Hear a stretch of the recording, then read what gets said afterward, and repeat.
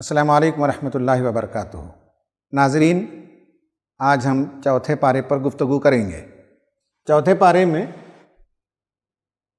دو صورتیں آتی ہیں، سورہ آل عمران کا بقیہ حصہ اور سورہ نساء کی شروعات۔ ان میں جو موضوعات زیر بحث آئے ہیں ان پر ہم ایک نگاہ ڈالتے ہیں اور گفتگو کر لیتے ہیں۔ سورہ آل عمران میں ایک بڑا موضوع جنگ احد پر تبصرہ ہے۔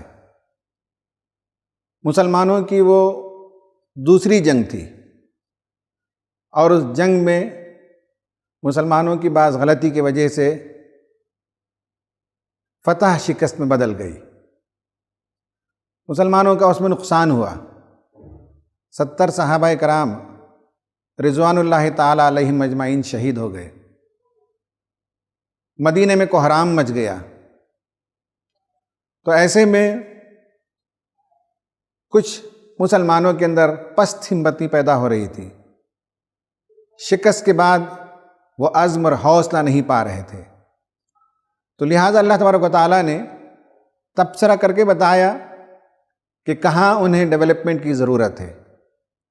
پہلا جو موضوع ہے اس میں وہ احد کے کانٹیکسٹ میں یہ بتایا گیا کہ مسلمان سوسائٹی کو ان تمام کمزوریوں سے پاک ہونا چاہیے جو مادہ پرستانہ ذہنیت کی پیداوار ہوتی ہیں۔ سود اس میں شامل ہے، دنیا پرستی ہے، مال و دولت کی ہوس اور حرص ہے، اور اجتماعی زندگی میں سمع و طاعت کی اہمیت ہے۔ اس میں ذرا برابر کمی آتی ہے تو فتح شکست میں بدل جاتی ہے۔ اس کے بعد یہ بتایا گیا کہ جب بھی مسلمانوں پر مشکل دن آتے ہیں تو اس میں خیر کو تلاش کرو، بھلائی کو تلاش کرو، اور اس میں یہ ہے کہ اللہ تبارک و تعالیٰ کا منصوبہ ہوتا ہے کہ صالح عنصر کو ان عناصر سے پاک کر دیا جائے جو اسلامی جمعیت کے لیے یا سماج کے لیے مفید نہیں ہے۔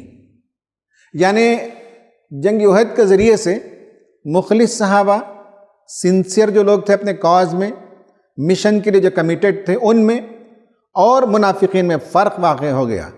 منافقین وہ تھے جو سیلف انٹرسٹ کے لیے کام کرتے تھے، اپنی سیکیورٹی، اپنے بیوی بچوں کی حفاظت ان کے لیے پریورٹی نمبر 1 تھی۔ تو جب بھی مسلمانوں پر کوئی مشکل دور آئے تو معلوم ہونا چاہیے کہ اس میں سے اللہ تعالیٰ کاٹنا چھانٹنا چاہتا ہے۔ تیسری بات اس میں یہ بات سمجھ میں آتی ہے کہ شکست میں ہمیشہ سے میر جعفر اور میر صادق کا کردار بہت گھناؤنا ہوتا ہے۔ بیرون سے شکست کے مواقع کم ہوتے ہیں اور اندر سے جب شکست ہو جائے، اندر کے عناصر کی وجہ سے ڈیفیٹ ہو جائے تو وہ ورسٹ ڈیفیٹ ہوتی ہے۔ یہ بتایا گیا کہ یہ دنیا خیر و شر کی کشمکش ہمیشہ سے یہاں ہوتی رہی ہے، اس سے کبھی مفر نہیں ہے۔ حضرت آدم کی پیدائش سے لے کر قیامت تک حق و باطل کے درمیان کشمکش ہوتی رہے گی، اور جو حق کے علمبردار ہیں انہیں جان نثاری کرنی پڑے گی، انہیں جان فشانی کرنی پڑے گی، انہیں قربانیاں دینی پڑے گی۔ پھر یہ بھی معلوم ہوا کہ اس جنگ میں عورتوں نے بھی ایکول حصہ لیا، کمبیٹنٹ کی حیثیت سے بھی حصہ لیا اور دیگر رولز بھی انہوں نے جنگ میں پلے کیے۔ اس کے بعد یہ بتایا گیا کہ جو لوگ اللہ کے راستے میں مارے جائیں انہیں مردہ نہ سمجھو، وہ جب چلے جاتے ہیں خدا کے پاس تو خوش و خرم ہوتے ہیں اور وہ انتظار کرتے ہیں کہ جو کام ادھورا چھوڑ کر وہ آ گئے ان کے بعد والے اس کام کو پورا کریں گے اور جلد ہی ان سے ملاقات ہو جائے گی، اس کی امید لگائے وہ بیٹھے ہوتے ہیں۔ ان مسلمانوں کی تعریف کی گئی جو شکست کھانے کے بعد، نقصان اٹھانے کے بعد جب اللہ نے، رسول نے پکارا تو لبیک کہا۔ احد کی جنگ کے فوراً بعد نبی کریم صلی اللہ علیہ وسلم نے ری گروپ کیا۔ اس کے بعد بتایا گیا کہ مسلم ری گروپ آفٹر ڈیفیٹ، جنگ احد میں شکست کھانے کے بعد عزائم جو ٹوٹ چکے تھے، اللہ تعالیٰ نے آواز دی، رسول اللہ نے آواز دی، جو اللہ اور اس کے رسول کی آواز پر لبیک کہتے ہیں ان کی بڑی تعریف کی گئی، اس لیے کہ نبی کریم صلی اللہ علیہ وسلم نے صحابہ کرام کو ری گروپ کیا تاکہ اس لشکر کا تعاقب کیا جا سکے۔ اور جیسے ہی مشرکین مکہ کو معلوم ہوا کہ نبی کریم صلی اللہ علیہ وسلم نے ری گروپ کر لیا ہے اور ہمارا پیچھا کیا جا رہا ہے، تو بڑی تیزی کے ساتھ وہ مکے کی طرف لوٹ کر چلے گئے۔ اس پارے کے اندر بدل بدل کر اہل کتاب اور مشرکین عرب، ان دونوں کو ایڈریس کیا گیا، ان دونوں کے مسائل سے گفتگو کی گئی۔ اس کے بعد جنگ احد کے پس منظر میں مسلمانوں کو یقین دلایا کہ اللہ تعالیٰ ہمیشہ تمہاری نصرت پر ہے، بشرطے کہ ایمانی کیفیت تمہارے اندر ہو۔ اللہ تعالیٰ کی نصرت ہمیشہ سے ملے گی، لیکن اس کے ایک کنڈیشنز ہیں، ان کنڈیشنز کو پورا کرنا ضروری ہے۔ سنسیئرٹی چاہیے اور لگن چاہیے، زندگی میں مقصد چاہیے، مقصد کے لیے ایثار چاہیے۔ اللہ تعالیٰ کا کسی قوم کے ساتھ کوئی پرماننٹ کمٹمنٹ نہیں ہے، اس کے اصول ہیں، اس کے قوانین ہیں، اس کے ضوابط ہیں۔ جن کے اندر سنسیئرٹی ہوگی، جن کے اندر زندگی کا کوئی مقصد ہوگا، اس مقصد کو پانے کے لیے جو اجتماعی زندگی بسر کریں گے، اس کے لیے جتن کریں گے، اس کے لیے قربانیاں دیں گے، اللہ تعالیٰ ان کا ساتھ دیتا ہے۔ تو فرمایا گیا کہ وَلَا تَهِنُوا وَلَا تَحْزَنُوا وَأَنْتُمُ الْأَعْلَوْنَ إِن كُنتُم مُؤْمِنِينَ۔ پھر اس کے بعد سورہ نساء شروع ہوتی ہے، اور سورہ نساء اس میں سماج کا جو نیوکلیس ہے وہ فیملی سسٹم ہے، اور فیملی سسٹم کے قوانین بتائے گئے ہیں۔ اس پر یہ موضوعاتی مطالعہ ختم ہوتا ہے۔ اب آج ہم چوتھے پارے سے ایک کلید تلاش کریں گے، وہ ہے لاز آف انہیریٹنس، جو تفصیل سے بتائے گئے ہیں۔ انہیں سمجھنے کے لیے میتھمیٹکس کی ضرورت ہے، ریاضی کا علم چاہیے۔ ریاضی کا علم جتنا اچھا ہوگا اتنا قرآن کی ان آیتوں کو سمجھنے میں آسانی ہوگی۔ تو آج کی کلید یہ ہے، قرآن مجید و پہلی مذہبی کتاب ہے جس نے میراث کی تقسیم کے واضح قوانین بیان کیے۔ اور اگر آپ سورہ نساء کی ان آیتوں کا مطالعہ کریں گے جہاں میراث کی تقسیم کا تذکرہ آیا ہے، تو پہلے تو آپ یہ دیکھیں گے کہ ایرتھمیٹکس کو انٹروڈیوس کیا قرآن نے، نمبرز کو انٹروڈیوس کیا۔ اس سے پہلے آپ کسی مذہبی کتاب کے اندر نمبرز کا ذکر نہیں پائیں گے۔ 1/3، 2/3، 1/6، 1/8، 1/2، ہاف، 1/4، یہ 6 نمبرز ان آیتوں کے اندر آپ کو ملیں گے، اور یہ فریکشن نمبرز ہیں۔ قرآن نے اسے انٹروڈیوس کیا۔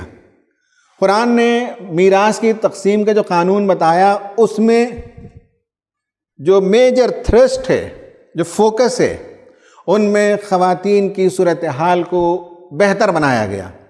عرب کی سوسائٹی میں خواتین کے لیے کوئی میراث میں حصہ نہیں ملتا تھا، اس کا کوئی قانون نہیں تھا، اس کا کوئی ضابطہ نہیں تھا۔ جس کے من میں جیسے آیا ویسے دے دیا، جو نہ دے وہ نہ دے، عورتوں کا حق مار لیا جاتا تھا۔ اللہ تبارک و تعالیٰ نے قانون وضع کر دیا اور بتایا کہ خواتین کے ذریعے سے عورتوں کی صورتحال کو بہتر بنایا جائے۔ ناظرین، واقعہ یہ ہے کہ آج بھی عام سوسائٹی میں بھی اور خود مسلمانوں کی سوسائٹی میں بھی میراث کی تقسیم کے واضح احکام و ہدایات آ جانے کے باوجود خواتین کو ان کا حصہ نہیں دیا جاتا۔ بہت سے ہیلے بہانے بنا کر ان کے حصے ہڑپ کر لیے جاتے ہیں۔ مبارک ہیں وہ لوگ جو شریعت کا لحاظ کرتے ہوئے، شریعت کے احکام کی پابندی کرتے ہوئے، خدا سے ڈرتے ہوئے خواتین کا حق دیتے ہوں۔ پھر بتایا گیا کہ یہ کمپلیٹ لیگل سسٹم ہے and not just a recommendation. یہ کوئی نصیحت نہیں ہے، یہ کوئی ہدایت نہیں ہے، اس پر تمہیں کوئی چوائس نہیں ہے، بلکہ یہ لیگل سسٹم ہے۔ اور ان آیتوں کا اگر مطالعہ کریں تو معلوم ہوتا ہے کہ اللہ تبارک و تعالیٰ نے بار بار کہا کہ یہ اللہ تعالیٰ کے حدود ہیں، اور ان حدود کا احترام کرنا چاہیے، حدود کو پھلانگنا ہی نہیں چاہیے، اور حدود کو پھلانگنے والے سخت گنہگار ہوتے ہیں، جہنمی ہوتے ہیں، جہنم میں جائیں گے جو خدا کے حدود کو پھلانگتے ہوں۔ پھر اس کے بعد میراث کی تقسیم میں ایک نیا قانون اللہ تبارک و تعالیٰ نے وضع فرمایا اور مسلمانوں کو دیا، اصحاب الفروض۔ یعنی جب شیئرز نکالے جائیں گے تو پہلے کچھ لوگوں کے شیئرز متعین ہو جاتے ہیں، اس کے بعد جو بچا وہ دیگر لوگوں میں تقسیم ہوتی ہے۔ اس میں اس شیئر میں سے آپ اگر دیکھیں گے تو 6 خواتین ہیں اور 3 مرد ہیں۔ یہ بھی اسلام کی بیوٹی ہے اور خواتین کے امپاورمنٹ کے سلسلے میں بہت اہم ترین تعلیمات میں سے ایک تعلیم ہے۔ اس کے بعد بتایا گیا کہ جس نے وصیت نامہ لکھا ہو، وارثین کے حق میں وصیت نامہ نہیں ہوتا ہے، بلکہ کسی اور کے سلسلے میں کوئی آدمی یہ طے کرے اس نے زندگی میں میرا بہت ساتھ دیا یا میرا بچپن کا ساتھی ہے، یا کسی میں مدرسے کے لیے دینا چاہتا ہوں، یتیم خانے کے لیے دینا چاہتا ہوں، تو اپنے مال میں سے 1/3 میکسیمم وہ ول لکھا جا سکتا ہے، وصیت کی جا سکتی ہے، تو اس کا ذکر آیا، اس کا تذکرہ آیا۔ اور یہ بھی بتایا گیا کہ بعض لوگ ہیں جن کے کوئی حقوق نہیں ہیں میراث میں، لیکن اگر غریب آ جائیں، یتیم آ جائیں تمہارے گھر میں، تو یہ ڈرو کہ تمہارے ماں باپ تو کچھ چھوڑ کر گئے، اگر وہ بھی تمہیں یتیم اور بے سہارا چھوڑ کر جاتے تو تمہاری کیا صورتحال ہوتی۔ اس لیے اگر کوئی یتیم آ جائے، غریب آ جائیں رشتہ دار، تو انہیں بھی کچھ دے دو، لیکن یہ لازم نہیں، کمپلسری نہیں، یہ آپشنل رکھا گیا۔ اور اس کے بعد یہ بتایا گیا کہ عورتوں کو پرانے زمانے میں مرنے والے کے جانے کے بعد میراث میں اس کی بھی تقسیم ہو جاتی تھی، شریعت نے اسے حرام قرار دے دیا۔ عورتیں انسان ہیں، وہ میراث کا مال نہیں ہیں کہ انہیں بھی تقسیم کر دیا جائے۔ اور شریعت کا قانون یہ آیا کہ چونکہ مردوں پر معاشی ذمہ داری ہوتی ہے، اس لیے لڑکوں کا، مردوں کا 2 حصہ اور عورتوں کا 1 حصہ قرار دیا گیا۔ اور اس کے بعد بتایا گیا کہ ایسا ہمیشہ نہیں ہے کہ عورت کا حصہ کم ہی ہوتا ہو، بہت پیچیدہ علم ہے، اس پر کتابیں ملتی ہیں کہ بعض مواقع پر عورتوں کا حصہ مردوں سے زیادہ ہوتا ہے، وہ ڈیفرنٹ کیسز ہوتے ہیں، ان کے مطالعے سے پتہ چلتا ہے۔ تو یہ میراث کی تقسیم کے قوانین کو اگر ہم سمجھ لیتے ہیں تو اس کے بعد ہمیں معلوم ہوگا کہ میتھمیٹکس کو جاننا کیوں ضروری ہے۔ مسلمانوں نے اس میدان میں بہت کام کیا، اور میتھمیٹکس کو ایجاد کرنے میں یا میتھمیٹکس کو ڈیولپ کرنے میں، میتھمیٹکس کو شیپ دینے میں، میتھمیٹکس کے برانچز کو ایجاد کرنے میں مسلمانوں نے بڑا کردار ادا کیا۔ آئیے مولانا رضی الاسلام ندوی صاحب، معروف اسلامی اسکالر، معروف مفتی، مصنف، ان سے پوچھتے ہیں کہ علم میراث کے حوالے سے مسلمانوں نے ریاضیات کے علم میں یا اور کن علوم میں اپنا کنٹریبیوشن پیش کیا؟ بسم اللہ الرحمن الرحیم، نحمدہ ونصلی علی رسولہ الکریم۔ محترم بھائیوں بہنوں، دینی احکام پر عمل آوری کے لیے مسلمانوں نے بہت سے علوم ایجاد کیے ہیں یا ان کو ترقی دی ہے۔ خاص طور سے عبادات کے معاملے میں مختلف علوم سے مسلمانوں کی وابستگی کا یا ان کو ترقی دینے کا تذکرہ ملتا ہے۔ مثال کے طور سے اسلامی معاشرے میں یہ لازمی سمجھا جاتا ہے کہ مسجد کی تعمیر کی جائے۔ اللہ کے رسول صلی اللہ علیہ وسلم جب مدینہ تشریف لائے، سب سے پہلے آپ نے مسجد کی تعمیر کی۔ اس کے علاوہ جہاں بھی مسلمانوں کی کوئی آبادی شروع ہوتی ہے، وہاں لازماً سب سے پہلے مسجد کی تعمیر کی کوشش کی جاتی ہے۔ اس طرح مسلمانوں میں فن معماری کو عروج ملا اور بہت بڑی بڑی پرشکو عالی شان مساجد تعمیر ہوئیں۔ مسجد کا قبلہ رخ ہونا ضروری ہے۔ اللہ تعالیٰ کا ارشاد ہے، وَاجْعَلُوا بُيُوتَكُمْ قِبْلَةً وَأَقِيمُوا الصَّلَاةَ، نماز قائم کرو اور اپنے گھروں کو قبلہ رخ بناؤ۔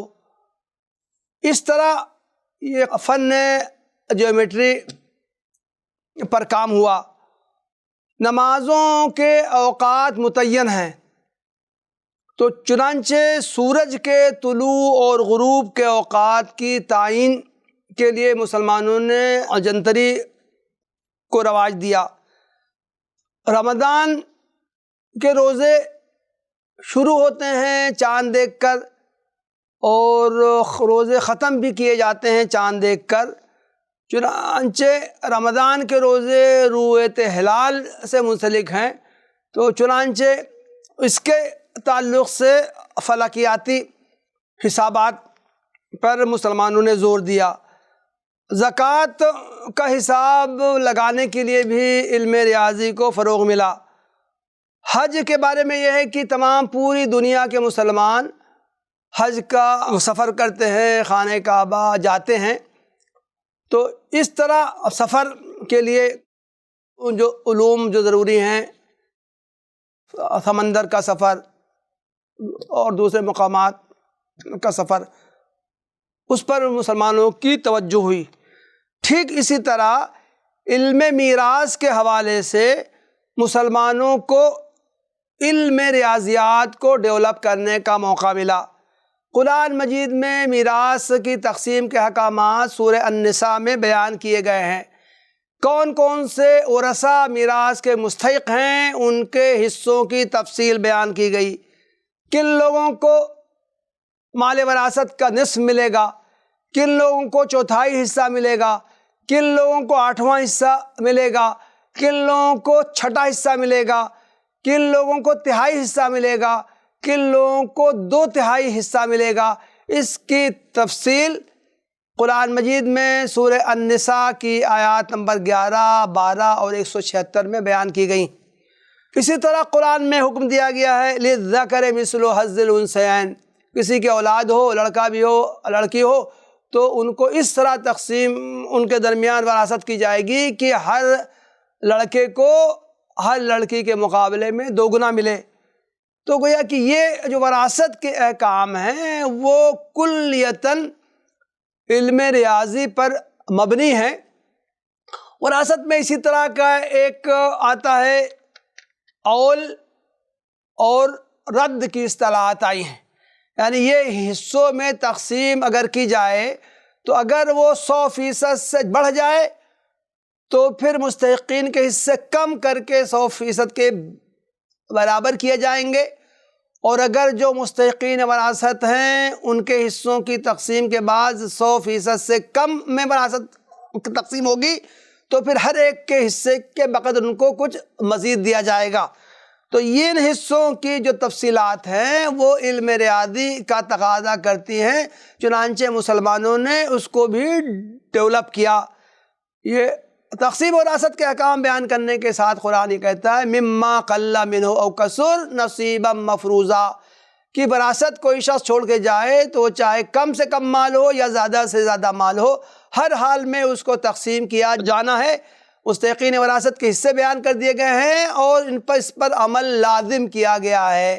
تو گویا کہ خلاصہ یہی ہے کہ علم وراثت جو ہے اس پر عمل کرنے کے لیے ریاضیات کا علم ضروری ہے۔ وراثت کی تقسیم لازم کی گئی ہے، اس کی وجہ سے علم ریاضیات کو بھی مسلمانوں نے ڈیولپ کیا ہے۔ آج کل بہت سے ایپس تیار ہو گئے ہیں، قدیم و طریقے پر بھی جو فقہ کی کتابیں ہیں، علم المیراث کی کتابیں، ان میں بھی تقسیم کا طریقہ بیان کیا گیا ہے، اور ریاضیات کے جدید فارمولوں کو کام میں لا کر بھی وراثت کی تقسیم عمل میں آتی ہے۔ وآخر دعوانا الحمدللہ رب العالمین۔ ناظرین، آپ نے سنا، مولانا نے بتایا میراث کی تقسیم کے حوالے سے مسلمانوں نے ریاضی یا حساب کے علم کو آگے بڑھایا۔ اب آپ دیکھیے کہ mathematics needed to execute inheritance, inheritance یا میراث کے مال کی تقسیم کے لیے علم ریاضیات کا جاننا ضروری ہے۔ ٹو ڈیٹرمن شیئرس، اس کا ایک دوسرا اسپیکٹ ہے، علم الفرائض سے واقفیت ہونی چاہیے۔ اس کے 2 حصے ہوتے ہیں، ایک فقہی معاملہ ہے، ایک ارتمیٹک کا معاملہ ہے۔ ایک آدمی جب مر جائے، اس کا انتقال ہو جائے، تو مرنے والے کے مال میں کس کس کو حصہ پہنچے گا، کون نزدیک کے لوگ ہیں، کون دور کے لوگ ہیں۔ مرنے والے کا بیٹا یا بیٹی نہیں ہو تو مال کیسے تقسیم ہوگا، مرنے والی کی بیٹی موجود ہے، بیٹا موجود نہیں ہے تو مال کیسے تقسیم ہوگا۔ یہ سب علم الفرائض کا فقہی حصہ ہے، جو فقہا بتاتے ہیں کہ مرنے والے کے یہ وارثین ہوں گے۔ اور اس کا دوسرا حصہ ہے میجر کرنا پڑتا ہے، اس نے جو کچھ مال چھوڑا ہے ان اموال کو میجر کرنا پڑتا ہے۔ کیوں ضرورت ہوتی ہے؟ Arithmetic requires number theory, algebraic equation, roots, measurements, geometry. اس کو سمجھنے کے لیے آپ کو میں مثال دیتا ہوں۔ ایک آدمی اگر مرا اور اس کے مرنے کے بعد اس نے جو مال چھوڑا ہے ان میں مان لیں کہ کھیتیاں ہیں، تو اس کا میجرمنٹ کرنے کے لیے وہ ہمیشہ اسکوائر اور ریکٹینگولر نہیں ہوتے، وہ شیپ لیس ہوتے ہیں، ان کا میجرمنٹ کرنا پڑتا ہے۔ اس نے کینالز کھودے ہوں، نہریں جاری ہوں، تو اس کا والیوم اور ہر سیزن میں پانی کا فلو کتنا ہوتا ہے اسے میجر کرنا پڑے گا۔ اور اس کے بعد 2 بھائی 3 بھائی میں اس کینال کو تقسیم کرنا ہو تو واٹر کے والیوم کے حساب سے کینالز کو ڈیوائڈ کیا جائے گا، اس کا میجرمنٹ چاہیے۔ اسی طرح سے آدمی نے فیکٹری چھوڑی ہو تو مشینز کو کیسے میجر کریں گے؟ مشینز کا ویلیو ڈٹرمن ہوتا ہے اس کے ڈپریسیشن پر، اور ڈپریسیشن الگ الگ ہوتے ہیں۔ جو مشین میکینیکلی چلتی ہو اس کا ڈپریسیشن الگ ہے، جو مشین کمپیوٹر سے چلتی ہو اس کا ڈپریسیشن الگ ہوتا ہے. تو ڈپریسیشن ویلیو لگانے کے بعد مشینز کی قیمتیں طے ہوں گی. تو یہ میتھمیٹکس کا جاننا ایریاز کو میجر کرنے کے لیے، والیومز کو میجر کرنے کے لیے، مشینز کے قیمتوں کو متعین کرنے کے لیے ضروری ہے. If a state is a land, then geometry must be known. جیسے میں نے کہا کہ زمین کو میجر کرنے کے لیے جیومیٹری ہی نہیں بلکہ زمین کا میجرمنٹ ہر جگہ الگ الگ طریقے سے ہوتا ہے. کہیں زمین کو بیگھے میں ناپا جاتا ہے، کہیں ہیکٹر میں ناپا جاتا ہے، کہیں ایکڑز میں ناپا جاتا ہے. تو ان ساری چیزوں سے واقفیت کے بغیر نہ زمین کا صحیح حساب لیا جا سکتا ہے اور نہ ہی میراث کی صحیح تقسیم ہو سکتی ہے. اس سلسلے میں مسلمانوں نے بہت بڑا کارنامہ انجام دیا. سب سے پہلے نام ملتا ہے محمد ابن موسیٰ الخوارزمی اور ادر میڈیول پیریڈ کے جو اسلامک میتھمیٹیشینز تھے انہوں نے بہت سے کام کیے. خوارزمی کی کتاب حساب الجبر والمقابلہ، یعنی یہ میتھمیٹیکل ایکویشنز پر مشتمل انہوں نے کتاب لکھی اور اس کا بیسک مقصد میراث کی تقسیم تھا. اس کے بعد ابن الحیثم کی کتاب اس موضوع پر ہے. پھر اس کے بعد الحصار نے میتھمیٹکس کے بعض نئی چیزیں دی جسے ہم نیومریٹر اور ڈینومینیٹر 1/3، تو بائی کے لیے جو بیچ میں لائن لاتے ہیں وہ لائن انہوں نے دیا الحصار نے، اور بعد میں چل کر ہم اسے نمبرز میں کنورٹ کرتے ہیں، ڈیسیملز میں کنورٹ کرتے ہیں. یہ دیکھیے کہ نالج ریکوائرڈ ایز پر ابن الحیثم. ابن الحیثم نے بتایا کہ میراث کی تقسیم کے لیے جن علوم کی ضرورت ہے اس کا ایک خاکہ انہوں نے پیش کیا. ان میں سے بعض علوم ہو سکتا ہے کہ آج ہمیں سمجھ میں نہ آئے، لیکن اس زمانے میں علم الدرہم اور دینار یہ دو چیزیں الگ الگ ہوتی ہیں. یہ جو کرنسی آج ہمارے پاس ہے یہ پیپر کرنسی ہے، یہ بات کی ایجاد ہے. پہلے کوائنز ہوتے تھے، چاندی کے جو کوائنز ہوتے تھے انہیں درہم کہا جاتا تھا، اور سونے کے جو کوائنز ہوتے تھے انہیں دینار کہا جاتا تھا، اور الگ الگ جگہ الگ الگ اس کے میجرمنٹ تھے. ہر سکے کا ویٹ ہوتا تھا، اور 7 اگر کوئی درہم دے گا تو 1 دینار ملے گا. تو اس طرح سے یہ سارا کیلکولیشن انٹرنسک ویلیو ہے، میٹل کا اپنا ویلیو ہے، اس ویلیو کی بنیاد پر میراث کی تقسیم ہوتی ہے، تو اس کا جاننا ضروری ہوتا تھا. دوسرا ہے علم الحساب الخطین، یعنی مسنگ نمبرز. میں آگے کیلکولیٹ کر کے بتاؤں گا کہ بعض نمبرز مس ہو جاتے ہیں، ایکس جسے کہتے ہیں. آپ نے دیکھا ہوگا کہ لینئر ایکویشن میں اور کوارٹیٹک ایکویشن میں ایکس کو ہم سالو کرتے ہیں تو اس کا علم ہونا چاہیے. اس کو ابھی میں آپ کو ڈیمونسٹریٹ کر کے دکھاؤں گا. علم الجبر والمقابلہ، یہ میتھمیٹیکل ایکویشنز الجبرا چاہیے اور الجبرک ایکویشنز چاہیے پراپرٹی کے ایشوز کو سالو کرنے کے لیے. اور علم الحساب والتخط، یعنی یہ ہے کہ لکھنے کا حساب. اور اوپر والا ہے علم الحساب الحوائی، زبانی جو جماتے ہیں، زبانی طور پر حسابوں کو لگاتے ہیں، زبانی طور پر ملٹیپلیکیشن کرتے ہیں. جو سمپل ہوتا ہے اس کے لیے ہم علم الحوائی کہتے ہیں، اور جو پیچیدہ ہوتے ہیں اس کو ہم الحساب والتخط کہتے ہیں. تو تخطیط لکھنا پڑتا ہے، ان علوم کی ضرورت ہوتی ہے. پھر اس کے بعد آپ دیکھیے کہ science of measurement and geometry, یہ میں نے جیسے بتایا کہ میجرمنٹس کیے جاتے ہیں، الگ الگ چیزوں کے الگ الگ میجرمنٹ ہوتی ہے. لکوڈ کے میجرمنٹ الگ ہے، زمین کا میجرمنٹ الگ ہے. اور بینک میں اگر کسی نے پیسے رکھے ہوں یا کچھ اور چیزیں لے رکھی ہوں، بانڈز لے رکھے ہوں، تو ان کا میجرمنٹس الگ ہوتا ہے. ان ساری چیزوں کے میجرمنٹ سے واقفیت ہونے کی ضرورت ہوتی ہے. علم الفرائض، جیسے کہ میں نے کہا کہ ایک آدمی مرا تو اس مرنے والے کے وارثین کون ہیں، اس سے بھی واقفیت ہونے کی ضرورت ہوتی ہے. یہ ایک الگ علم ہے. پھر اس کے بعد علم الحساب والنجوم، سائنس آف میتھمیٹیکل ایسٹرونومی، یعنی یہ ہے کہ ایسٹرونومی کا علم بھی ضروری ہوتا ہے. اس کے حساب سے مرنے والے کے بعد بیوہ کی عدت کا پیریڈ وہ بھی اسی سے لگایا جائے گا، قمری کیلنڈر سے. اور میراث کے علاوہ بھی مسلمانوں نے اس پر کام کیا، اس لیے کہ جیسے کہ مولانا رضی الاسلام ندوی صاحب نے بتایا کہ نماز، روزہ یا حج، ان سب امور کا تعلق علم النجوم سے ہے، ایسٹرونومی سے ہے، تو مسلمانوں نے اسے بھی ڈیولپ کیا. اور علم علم التعبئی کہتے ہیں science of arrangement of armed forces. یہ ایک الگ سائنس تھا، ڈائریکٹ اس کا تعلق علم الفرائض سے نہیں ہے، لیکن یہ ہے کہ یہ مسلمانوں نے اسے بھی ایجاد کیا تھا. جس طرح سے بیٹالین کو فورسز کو میدان میں بھیجا جاتا ہے، کچھ ریزرو رکھا جاتا ہے، کچھ لوگوں کو بھیجا جاتا ہے، پھر ان کا ارینجمنٹ ہوتا ہے. یہ سارا ایک میتھمیٹکس ہے جسے مسلمانوں نے ایجاد کیا اور ڈیولپ کیا. اور علم العقود، عقود کہتے ہیں یعنی یہ ہے کہ ایگریمنٹس. تو میراث کی تقسیم سے پہلے دیکھا جانا چاہیے کہ کس کے ساتھ کیا کیا ایگریمنٹ ہے، کہاں مرنے والے نے انویسٹمنٹ کر رکھا ہے، زمین میں کتنی پارٹنرشپ ہے، اس دکان میں انہوں نے کتنا پارٹنرشپ رکھا ہے، اس کے کیا ایگریمنٹس کے ٹرمز اینڈ کنڈیشنز ہیں، کب انہوں نے انویسٹ کیا، کب تک کے لیے ان کا انویسٹمنٹ ڈیڈ رہے گا، وہ سلیپنگ پارٹنر ہیں کہ ایکٹیو پارٹنر ہیں، ان کا شیئر کیا آئے گا. ان سب چیزوں کے ڈاکومنٹس کو جب تک نہیں پڑھا جائے گا تو مال کا صحیح اندازہ حساب نہیں لگایا جا سکتا. اس لیے علم العقود سے بھی واقفیت ضروری ہے. تو اس طرح سے نالج ریکوائرڈ، میتھمیٹکس کے یہ وہ علوم ہیں جو میراث کی تقسیم کے لیے جاننا ضروری ہے. ناظرین، قرآن میں تقسیم میراث کے سلسلے میں جو آیتیں آئی ہیں ان میں نے یہاں ریپرزینٹ کیا ہے ایک انٹرسٹنگ گراف میں. ہمارے ناظرین میں جو اسٹوڈنٹس ہیں انہیں دلچسپی ہوگی، میتھمیٹکس کا یہ حصہ ہے، گراف وہ پڑھتے ہیں، اس میں ایکس ایکسس، وائی ایکسس اور زیڈ ایکسس. اگر اس کو ہم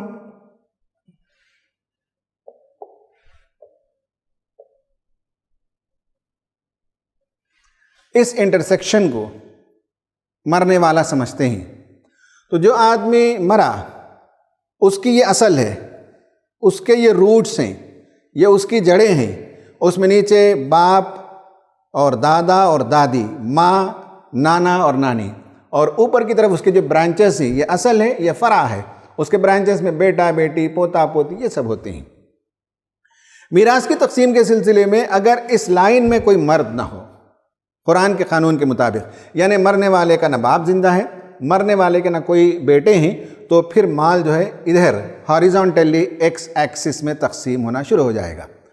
ایکس ایکسس میں آپ دیکھیے کہ ایک طرف بردرز ہیں، 3 قسم کے بھائی ہیں.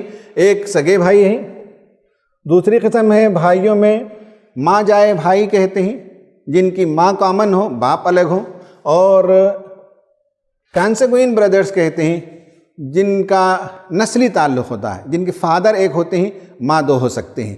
تو اس طرح سے بھائیوں میں اور پھر ادھر بہنوں میں اسی طرح سے 3 قسم کی بہنیں ہوتی ہیں، سگی بہنیں ہوتی ہیں، یا وہ بہنیں جن میں فادر کامن ہیں، یا وہ بہنیں جن میں مدر کامن ہو. تو اس طرح سے مال اس کے بعد ادھر بھی تقسیم ہوتا ہے. اور پھر زیڈ ایکسس جس میں وائف ہے، میں نے یہاں سمجھانے کے لیے وائف 1 وائف 2، اگر کسی کی 2 بیویاں ہوں تو مال کیسے تقسیم ہوگا یہ بتایا گیا. تو آیت نمبر 11 اس پر ہے، وائی ایکسس پر ہے. آیت نمبر 12 کا ایک حصہ بیویوں کی تقسیم کے سلسلے میں ہے، آیت نمبر 12 کا دوسرا حصہ بھائیوں اور بہنوں کے سلسلے میں ہے. اور پھر آیت نمبر 176 کلالہ جسے کہتے ہیں، یعنی وہ مرنے والا جس کے نہ اولاد ہو نہ جس کے والدین ہوں.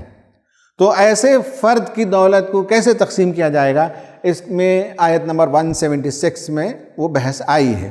اس طرح سے اس گراف سے آپ سمجھ سکتے ہیں کہ میراث کی تقسیم کے لیے میتھمیٹکس کا جاننا کیوں اور کیسے ضروری ہے. مال کو کیسے تقسیم کیا جائے گا، یہ اصول قرآن نے بتائے ہیں. آپ دیکھ سکتے ہیں کہ ایک آدمی مرا اور اس نے پراپرٹی چھوڑی، اور یہ ہے اس کا ٹوٹل پراپرٹی اماؤنٹ جو بلو کلر میں دکھایا گیا ہے. اور اس کے بعد اس میں سے گرین جو ہے وہ میراث ہے، اور اس کے کفن کے ایکسپینڈیچر اس پیسے سے نکالے جائیں گے. مرنے والے کی جو رقم باقی ہے، جو دولت باقی ہے، ان میں سے اگر اس کا کوئی اور لائبلٹی نہیں ہے تو پھر صرف تدفین کی رقم نکالی جائے گی، باقی سب میراث میں تقسیم ہوگا. اب آپ کیس نمبر 2 کو لیجئے. ایک آدمی مرا اور اس نے کافی بڑی دولت چھوڑی، ریئل اسٹیٹ بھی ہے، اس کی فیکٹری بھی ہے، اس کا رننگ بزنس بھی ہے، اور بہت سی جگہ اس نے انویسٹمنٹ کر رکھے ہیں، اور آپ کو لگتا ہے کہ کافی بڑا آدمی ہے، کافی بڑی دولت ہے اس کے پاس. لیکن دیکھیں گے کہ اس دولت میں ایک بڑا حصہ قرضوں کا ہے، لوگوں نے انویسٹ کر رکھا ہے، اور بہت سی جگہ را میٹیریل جہاں سے لیتا ہے ان سب کو دین ہے. تو ایک اماؤنٹ تو ڈیٹ کا، قرض کا نکل جائے گا. اور اگر اس نے ول بھی لکھ رکھی ہو کسی مدرسے کو دینے کے لیے، کسی جماعت کو دینے کے لیے، کسی ادارے کو دینے کے لیے، وہ بھی آپ دیکھ لیں گے۔ پھر اس کے بعد اس کے گھر میں چونکہ بڑا آدمی ہے تو اگر اس کے گھر میں یتیم، غریب، مجبور اور مسکین لوگ آ جائیں تو بڑے خاندان کے لوگ ہی چاہتے ہیں کہ کچھ دے دیں، اور وہ سب نکالنے کے بعد پھر اس کے بعد فیونرل ایکسپینڈیچر، اس آدمی کے مرنے کے جو اخراجات تھیں تدفین کے، یہ سب نکالنے کے بعد آپ دیکھیں گے جو رقم بچ گئی وہ کم ہے، تو اس کو ہم میراث کہتے ہیں۔ میں نے پچھلے سلائیڈ میں جو بتایا کہ میراث کی تقسیم سے پہلے کچھ اکاؤنٹس ہیں، کچھ ہیڈ آف اکاؤنٹس ہیں، انہیں دیکھ لینا پڑتا ہے، اور ان میں جو اماؤنٹ ڈیبٹ کرنا ہے وہ ڈیبٹ کرنے کے بعد جو ریسیڈیول اماؤنٹ رہے گا اسی کو میراث کہیں گے۔ اب آپ یہاں دیکھیے کہ ایک مرنے والا ہے اور اس مرنے والے کے پاس جو رقم ہے اس رقم کو کیسے ہم انہیریٹنس اماؤنٹ کیسے کیلکولیٹ کریں گے۔ انہیریٹنس اماؤنٹ کیلکولیٹ کیا جائے گا T P A minus F A plus D A plus W A, اور یہ اس کے جو ایکسپلینیشن ہے ٹوٹل پراپرٹی یا ٹوٹل جو اماؤنٹ اس نے جو رقم چھوڑی ہے وہ ٹوٹل پراپرٹی اماؤنٹ ہے، ایف اے فیونرل اماؤنٹ ہے، ڈی اے ڈیٹ اماؤنٹ ہے اس کے جو قرض کی رقم ہے، اور ول اماؤنٹ ہے اگر اس نے کوئی وصیت نامہ لکھا ہو تو اس رقم کو دیکھا جائے گا، اور آخر میں ان سب کو نکالنے کے بعد انہیریٹنس کا اماؤنٹ، میراث کی جو رقم ہے یا میراث کا مال جو بچتا ہے اس میں تقسیم ہوگا۔ اس میں تقسیم نہیں ہوگا، یہ سب پہلے نکالنے پڑیں گے، اور اگر مرنے والے کے رشتہ داروں نے یہ سب نہیں کیا تو وہ گنہگار ہوں گے، اس لیے کہ جو کچھ اس نے مال چھوڑا ہے وہ سب وارثین کا نہیں ہے۔ وارثین سے پہلے یہ سارے رقوم کو نکالنے پڑیں گے، اس کے بعد وارثین کو وہ مال پہنچتا ہے۔ اس کو اگر آپ سمجھنا چاہتے ہو تو میں ایک آپ کو مثال سے بتا سکتا ہوں۔ اگر مان لیں کہ ایک آدمی مرا اور اس نے ٹوٹل پراپرٹی اماؤنٹ 1 لاکھ چھوڑی، اور اس کا فیونرل ایکسپینڈیچر ہو گیا 10,000 روپے، اور قرض اس نے لے رکھی تھی ڈیٹ اماؤنٹ 30,000 روپے، اور اس نے ایک ادارے کو دینے کے لیے لکھا ہے کہ 25,000 روپے اسے دے دیا جائے، تو اب سوال یہ ہے کہ انہیریٹنس اماؤنٹ، میراث کی رقم کتنی ہے، اس کو پہلے نکالنا پڑے گا۔ تو یہ جو لینئر ایکویشن میں اس ایکس کو نکالنا پڑے گا، کوارٹیٹک ایکویشن نہیں بلکہ لینئر ایکویشن۔ اب آپ دیکھیے کہ اس کا اصول یہ ہے کہ انہیریٹنس اماؤنٹ نکالنے کے لیے سب سے پہلے ہمیں یہ دیکھنا پڑے گا کہ فیونرل اماؤنٹ کو جمع کیا جائے گا 10,000، اور اس کے بعد ڈیٹ اماؤنٹ ایڈ کیا جائے گا، تو 40,000 روپے چلے گئے، بچے کتنے 60,000 روپے۔ ول اماؤنٹ 1/3 سے زیادہ نہیں ہو سکتا، تو اس کا مطلب ہے کہ ول اماؤنٹ 20,000 روپے ہو سکتا ہے، یہ ایکس ہے یہ، اور یہاں اس نے کتنا لکھا تھا 25,000 لکھا تھا مرنے والے نے، لیکن اب ہم کیلکولیٹ کرتے ہیں تو 25,000 روپے نہیں دے سکتے اس ادارے کو، اس لیے کہ 20,000 روپے سے زیادہ حصہ نکلتا ہی نہیں ہے۔ تدفین کی رقم نکال دی گئی، قرض کی رقم نکال دی گئی، 40 جانے کے بعد اس کی رقم میں سے 60,000 بچ گئے، 60,000 میں 1/3 اگر ول اماؤنٹ ہے تو 20,000 روپے، وہ ول اماؤنٹ یعنی وصیت میں دی جا سکتی ہے، 25 نہیں دے سکتے۔ اس کے جانے کے بعد 60 میں اگر 20 آپ مائنس کر دیں گے تو بچ گئے 40,000۔ یہ ہے انہیریٹنس اماؤنٹ، یہ ہے وہ ترکہ جسے اب تقسیم کیا جائے گا اس کے بچوں میں، اس کی بیوی میں، یا اور بھی جو رشتہ دار ہوں گے۔ تو اس سے معلوم ہوتا ہے کہ میتھمیٹکس کتنا امپورٹنٹ ہے میراث کی تقسیم کے لیے۔ ہماری جو ایکٹیویٹی ہے آج، وہ ایکٹیویٹی یہ ہے کہ ہم چاہیں گے number 1 learn and teach about Islamic family system. سورہ نساء بھی اس میں ہے، اور سورہ نساء کا پہلا حصہ فیملی سسٹم ہے، اور فیملی سسٹم میں میراث بھی ہے، فیملی سسٹم میں شادی بھی ہے، اور شادی میں کن عورتوں سے شادی کی جا سکتی ہے اور کون سی عورتیں جائز نہیں ہیں، یہ سارے مباحث ہیں۔ تو سب سے پہلے ہمیں خود سیکھنے کی ضرورت ہے، ہمیں اپنے بچوں کو سکھانے کی ضرورت ہے خاندانی نظام کیا ہوتا ہے، اور اسلامی احکامات خاندانی نظام کے سلسلے میں اور معاشرتی نظام کے سلسلے میں کیا ہے، اس سے واقفیت ضروری ہے۔ تو نمبر 1 ایکٹیویٹی یہ ہے کہ آپ سیکھیے، دوسروں کو سکھائیے۔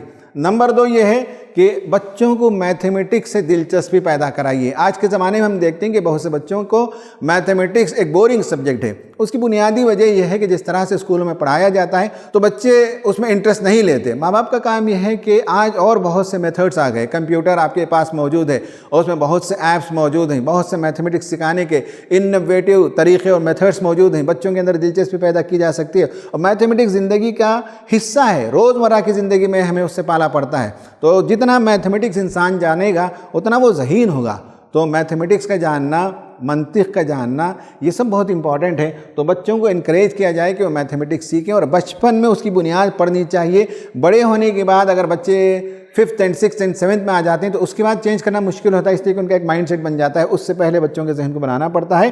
اور میراث کے سلسلے میں یہ بات امپورٹنٹ ہے کہ اگر خدا نہ کرے میراث کی تقسیم کے سلسلے میں آپ سے کوئی غلطی ہوئی ہو، آپ نے کسی کا حق نہ دیا ہو، تو موقع ہے کہ انہیں واپس ریٹرن کریں اور خدا کے ہاں ریپینٹ کریں، معافی مانگے اللہ تعالیٰ سے۔ اس لیے کہ میراث میں غلطی کرنا، میراث کا مال کھا جانا اور لوگوں کے حقوق تلف کرنا، محروم کر دینا ماں کو، بیٹیوں کو یا بہنوں کو، یہ بہت بڑا گناہ ہے۔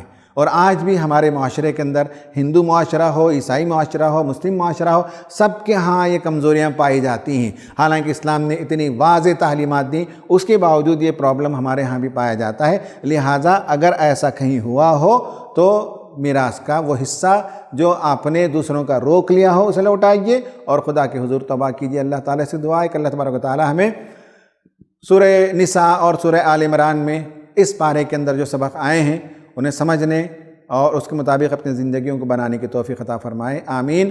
وآخر دعوانا ان الحمد للہ رب العالمین۔